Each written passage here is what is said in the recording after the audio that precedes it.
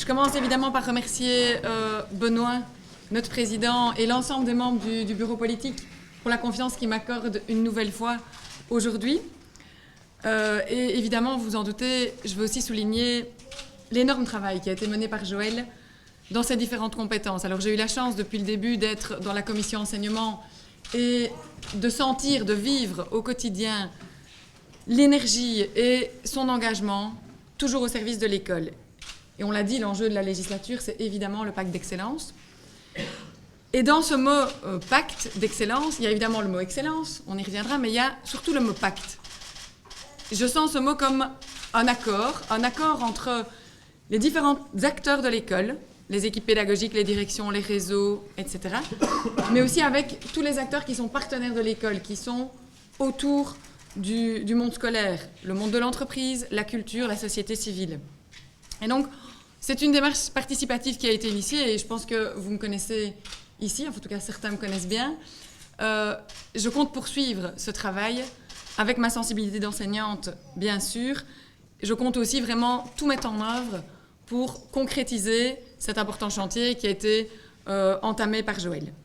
Donc le pacte d'excellence, c'est vraiment faire rentrer l'école dans le XXIe siècle par différentes manières. Benoît a beaucoup parlé de l'intégration de l'école avec le monde de l'école des devoirs, le monde de la culture, le monde de l'entreprise. C'est évidemment un des enjeux.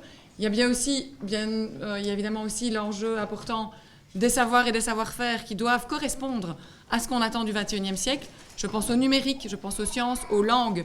On connaît ces enjeux, ils sont dans le pacte et on doit avancer dans ce sens-là. L'objectif, c'est évidemment, simplement, une école qui soit épanouissante et qui soit efficace. Alors, je suis consciente aussi que la réalité de l'école n'est pas la même partout. C'est vrai, Joël est bruxelloise, je suis liégeoise. J'ai eu la chance pendant l'année où j'ai remplacé Marie-Dominique de visiter de nombreuses écoles. Les écoles ne sont pas les mêmes en milieu rural ou en milieu urbain, en région wallonne ou à Bruxelles, mais on a tous les leviers pour justement travailler ces spécificités-là au sein de la Fédération Wallonie-Bruxelles unie. Je sais aussi qu'il y a un dossier important qui est celui du boom démographique dans certaines régions. Et donc, les places dans les écoles, la création de places, on se doit de poursuivre les plans d'urgence qui ont été entamés. Ce sera aussi une des priorités.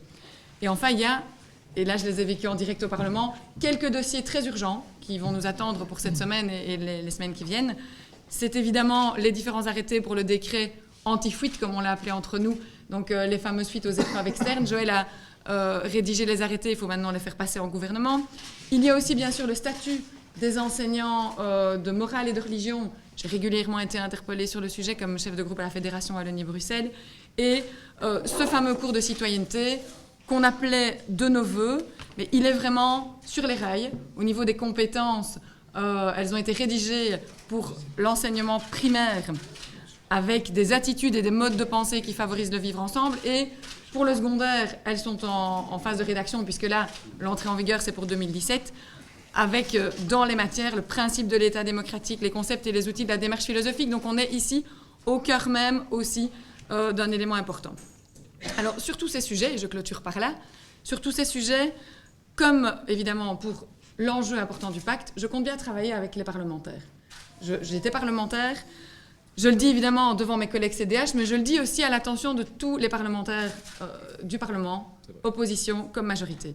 Pour moi, le Parlement est un lieu important de la démocratie et construire le pacte avec les parlementaires, ce sera vraiment aussi un de mes objectifs. Avec les acteurs de terrain, c'est le cas, avec le Parlement également.